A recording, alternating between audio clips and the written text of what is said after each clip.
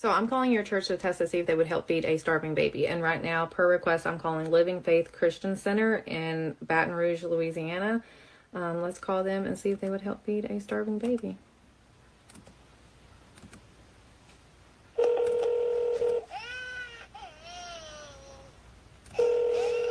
Living Faith Christian Center. Hi, yes. I was wanting to see if y'all could help with baby formula at all. I have a 2-month-old and she ran out last night, so I just need like a small can because she's gone all day and all night. I don't understand. You have need for what, ma'am, now?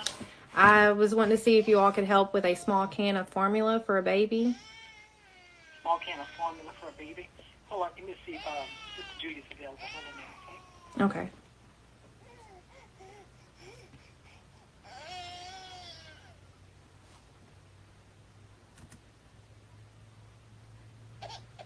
This is Julia. How can I help you? Hi, I was wanting to see if y'all could help with a small can of baby formula.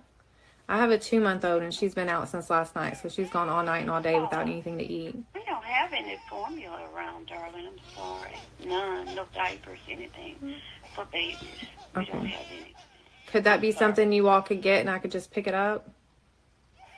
No, we can't right now. I'm sorry. Okay. All right. Bye-bye. All right, thanks. Nope.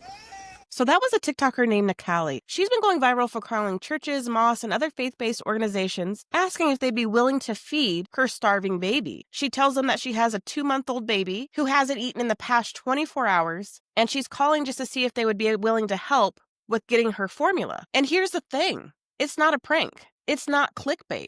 It's a social experiment. And what she's showing us is honestly hard to watch. Hi, my name is Kim Abor, and this is Kim's Breaking Point, where we dive into the stories you actually care about. From breaking news to viral clips to the issues that reveal what's really going on in our communities. So if you're into that type of content, go ahead and like, subscribe, and share this out. So like I mentioned before, this is Nicali's TikTok page. If you're not following her already, be sure that you do. Because a lot of these places, the ones that preach about compassion, community, charity, they all said no. They turned her away. Some gave her numbers to call. Some said they couldn't help. And only a few said yes. According to the information that she has provided, she says that she has called 27 churches and only 9 of them have said yes. And it makes you really stop and think, what happened to us? What happened to that human part of faith? The part that says, if someone's hungry, feed them. If someone's struggling, help them. And it even hits harder right now because we're in a time where families are truly struggling. The money for food stamps has completely run out, which also includes SNAP. And WIC, the program designed to help moms and babies get formula, is right behind it. And they're saying that these accounts could be out of money within just a few days. Now, judges have ordered the Trump administration to release the funds